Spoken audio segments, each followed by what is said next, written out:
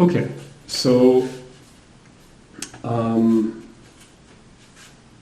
now this part. Now we understand why accepts is actually what we accepts is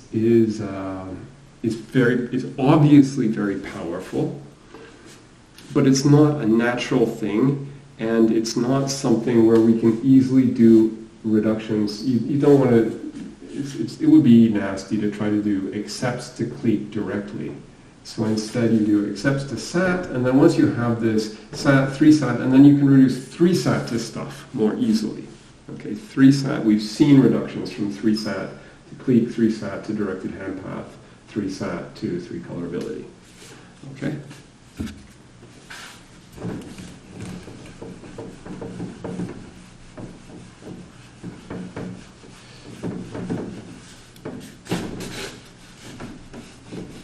I shouldn't have erased that. Oh, why did I do that? Well, now I have lots of nice white space.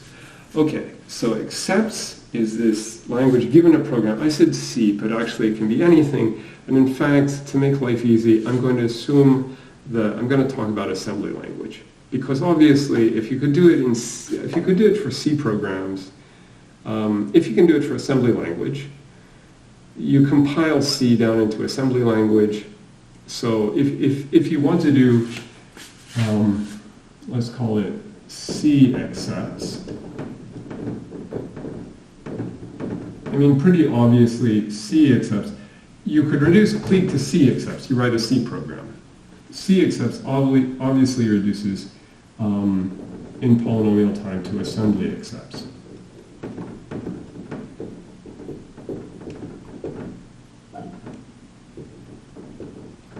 Right? Because you just compile the program. When you compile the program, it gets bigger, but it doesn't get more than a polynomial factor bigger. And it gets slower, but it doesn't get more than a polynomial factor slower. Actually, yeah, I don't think it even gets more than a constant factor slower. Depends. But definitely not more than a polynomial. So, so we're actually going to talk about assembly accepts. You could do any other language you like, because it's still going to reduce to assembly accepts. So I'm not even going to say assembly, I'm just going to say accepts. Okay? And it doesn't really matter what assembly language I'm talking about, which is good because I don't remember assembly language. But let's just talk about the basic structure of an assembly language. So you have some registers, right? And you have like this address register, and you have some operations. The operations are, I mean, you have mnemonics, but you can think of them as like opcodes. So they're numbers, okay? So you're going to specify, you're going to have these registers, and obviously, how are we going to do this reduction? So we're going to show that accepts reduces to sat. How are we going to do that? Well, we're going to have variables for the registers. And in fact, we're going to have variables for every memory location. Now, the key thing to observe is this program, we're only interested, we actually, when we reduce clique to C accepts, we figure out how many operations it's going to need to run to check the alleged clique. And then when we do the reduction to assembly accepts, we figure out, okay, exactly how many assembly language instructions it's going to have to execute. So we get a polynomial time bound. So the thing is, in a polynomial time, you can only look at a polynomial amount of memory. So you can ask the compiler, not the compiler, you can ask the operating system for more memory than you have time to look at. But that would be unnecessary. You can always avoid that. And in fact, if you've got a sneaky operating system and it lazily gave you this, so it was only giving you as much memory as you're sort of using right now, that would be kind of annoying and slow, but it could do that.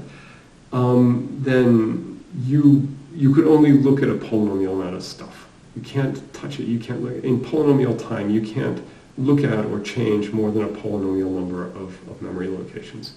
So we're actually going to have a variable for every register and a variable for every memory location. Now, in fact, more than that, because the variables, remember, satisfying truth assignments to propositional formulas, the variable has a value. It is true or false. Whereas, as the program executes, the contents of the memory locations is going to change. Okay. So, in fact, true or false, we would have to have a variable for every bit. So instead, we're going to blow it up and we're going to say that for every memory location, the other thing is, we can assume that every memory location only needs to store a number that's about the size, the number is going to be polynomial in the size of the graph. Because remember, sometimes you deal with big integers, but pointers, you don't need pointers bigger than the amount of memory you're going to use. So your memory locations are generally have to be as big as you want your pointers to be, which is about as big as the log of your input. And so this is called the RAM model, which we're sort of skipping over. Which means that if you get n, you get machine words of size about log n, theta log n. So, and that's big enough to store anything that's polynomial in your input size. Okay?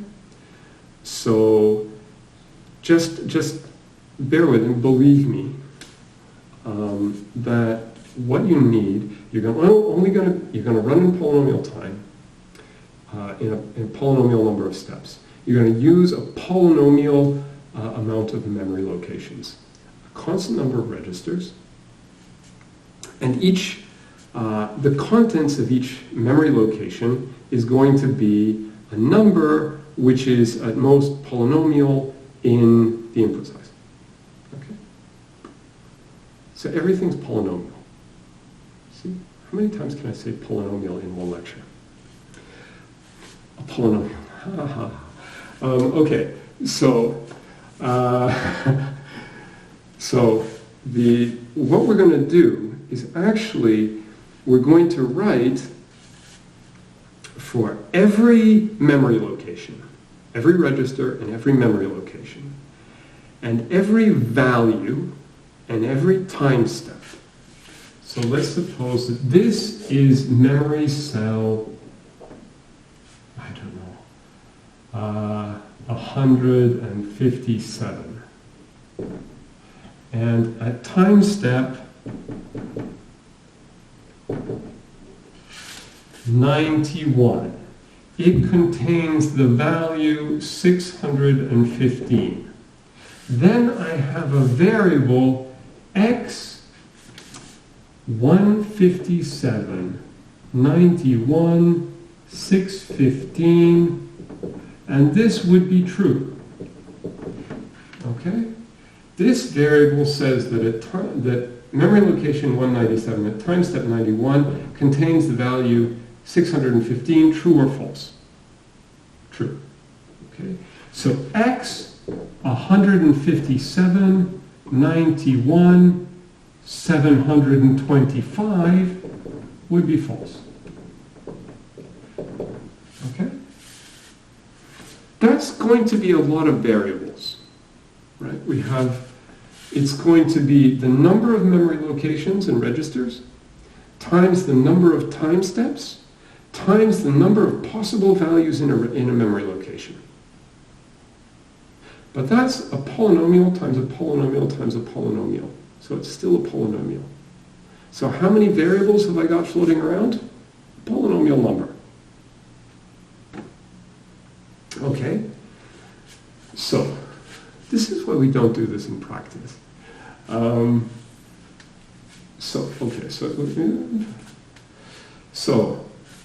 Now what you would do is, if you've got, so this is your, so what have you got? You've got your address register, you've got your program counter, you've got all this stuff.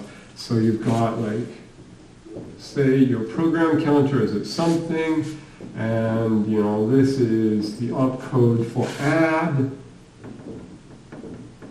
Or maybe, sorry, maybe it has,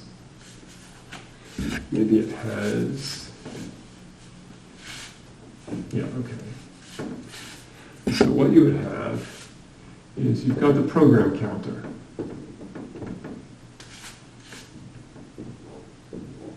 And then you've got, so this is storing 230.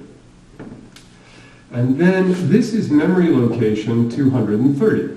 And it stores the opcode for add. And add, maybe it takes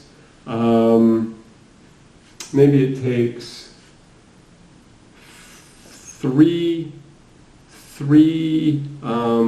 arguments, which is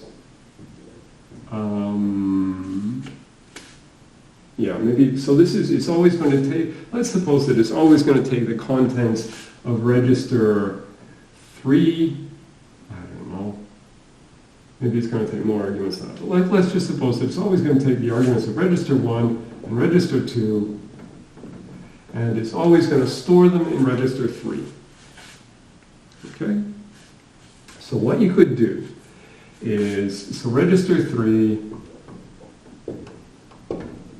is going to get the contents of register 1 and register 2 and register 3. So you're going to write a formula that says maybe this is 160 and this is 49. So this would be 209.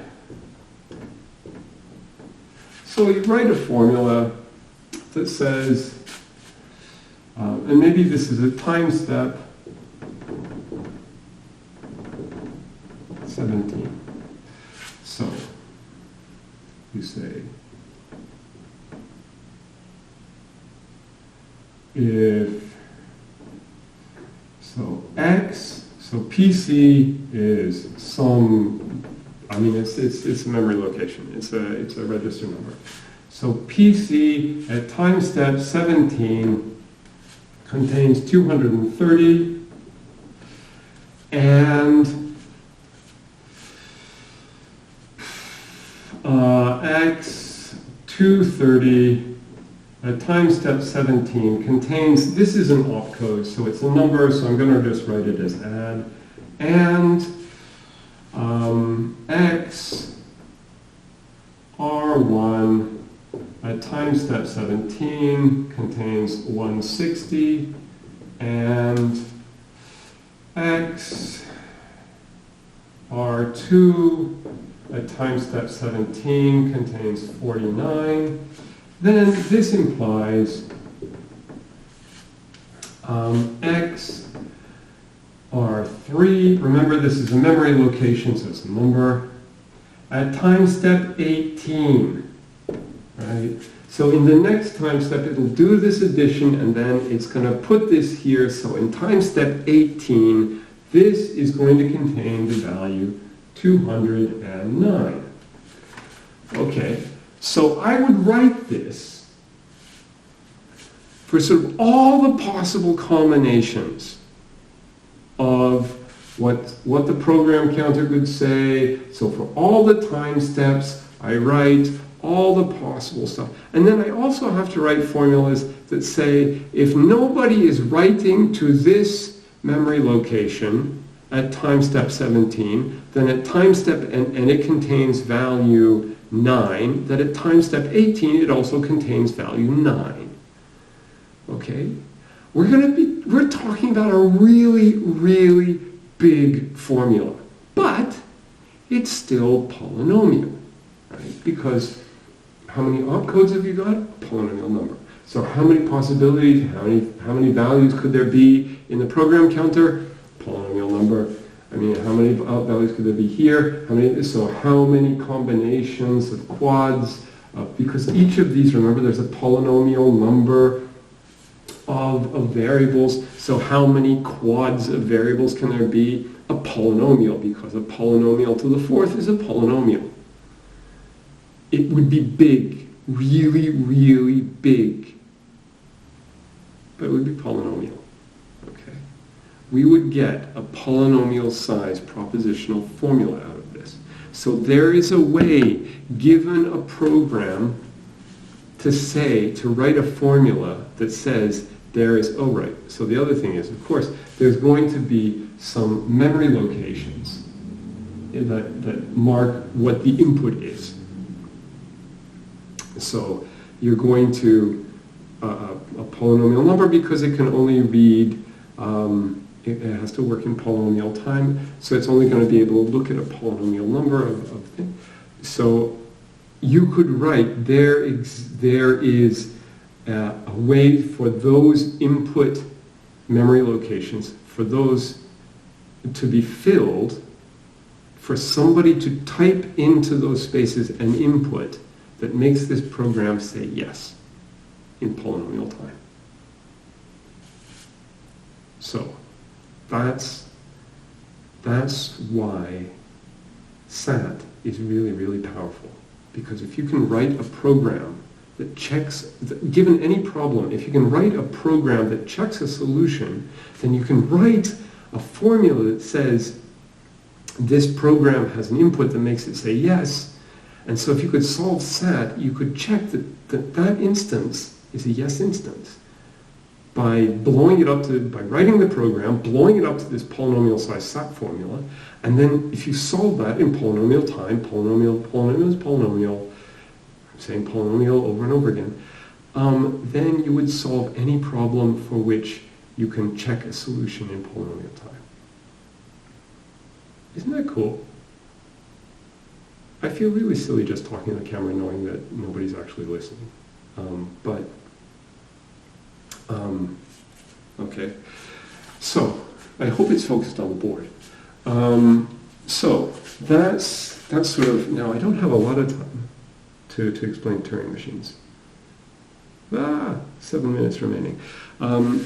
Okay, so that's why do you not see this very often? Because people teach Cook's theorem in terms of this model of computation called Turing machines, which I love, everybody loves. But I don't think it's the right way to teach this, because I just taught this in terms of C because you know C, or if you don't know C, you know Python, and Python looks like C. So you can see, I mean, you could do this with Python as well. I mean, I could have done directly, I mean, obviously, if you wanted a formula that would sort of mimic a C program, then you could just assemble the C program into assembly and then build a formula for the assembly program, and you've got it. Or you could go through a lot more pain and get a formula directly. So the reason people invented Turing, the reason Turing invented Turing machines was back then in the 1930s.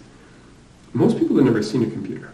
Right? So if you wanted to argue about the limits of computation, this problem that he was considering called the Entscheidungsproblem, that we're going to talk about on Wednesday, except it's a holiday, so officially you don't have to watch the video.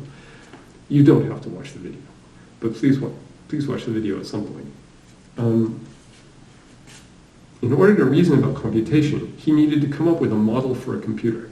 So people actually had models of computers that were, well, a model, at least, that are equivalent to Turing machines. There's something called the Church's lambda calculus. But it's not really natural. So Turing had to, before he could show lower bounds on computability and what computers could and could not do, he needed to argue about what is a computer and what is computation, and he needed to come up with a formal model.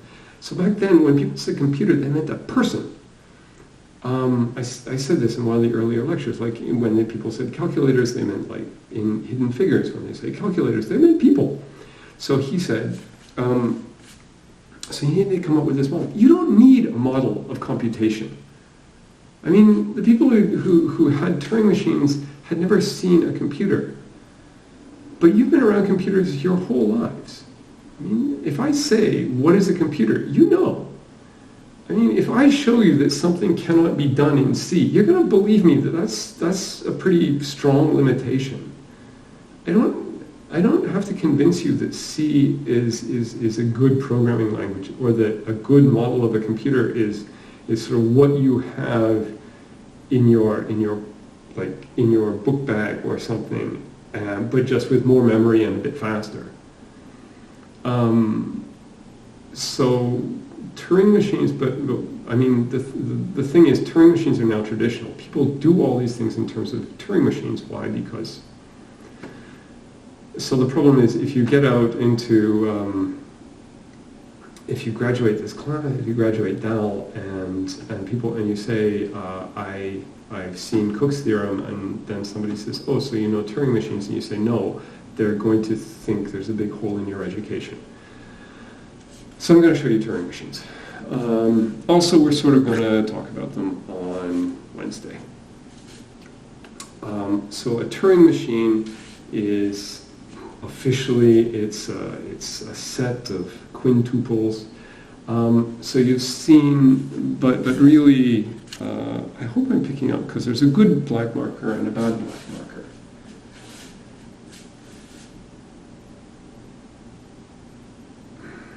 This is deep, and you can find out a lot more about it online, but to understand the idea, I hope this is enough. So, what is a Turing machine? Well, if you just Google Turing machine and you go to video, then you're actually going to see pictures of people who have built these things. Turing didn't, I think. But it's usually, you have like a little, this is probably the bad black marker. So you have like what's called the, I think this is a head, read head. It's not that bad a black marker. So you have some tape, okay? So the tape has cells. So, and then you have what's called the finite state control.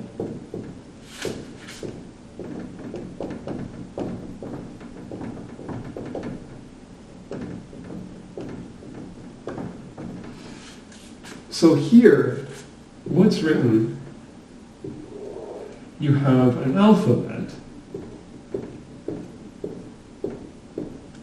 and it can be, say, hash, so A, B, B, A, B, hash. And then, so maybe it's hashes forever. So this tape is infinite in both directions. It actually doesn't matter if it's infinite in both directions, because officially a one-way infinite tape is equivalent to a two-way infinite tape. Which of these is a good one? This one maybe. So, what the read head can do, it can read write head.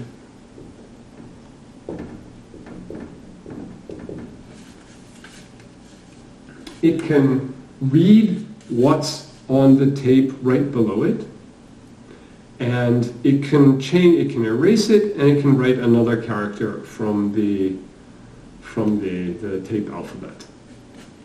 And so the finite state control is a finite state machine where you have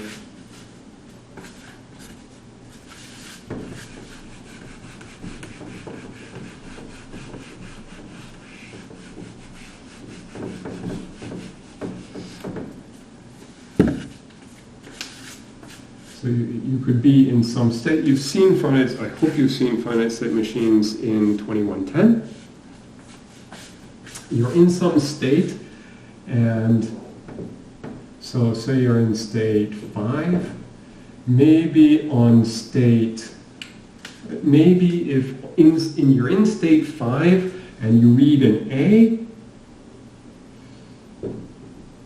you change it to a B, and you move the tape head right. So if you read an A, okay, you read it, you see an A, you cancel out, you write a B, and you move right. Okay? So, and you go to state 9. Okay? So this, as I said, it's a quintuple, which you can write as 5 A B R. Okay, just to distinguish the R from the right, I'm going to write an arrow, and you go to 9. Okay? So maybe if you're in state 5 and you read a B, then you read a B, let's open up the semicolons, and you read, you write a B, and you go left, and you go to state 12. No, 5, B, B, sorry, that's supposed to be an arrow, and you go to 12. So this is, formally, it's a set of quintuples, but people draw it as a state diagram of a finite state machine, except that normally on the finite state machines you've seen, you just have one character on these things. You just have the character you read, you don't have the character you write, unless you happen to have seen something called finite state transducers. So, okay, so Turing introduced this. So just in case, I'm going to stop the video here, because I think I actually have 5 minutes.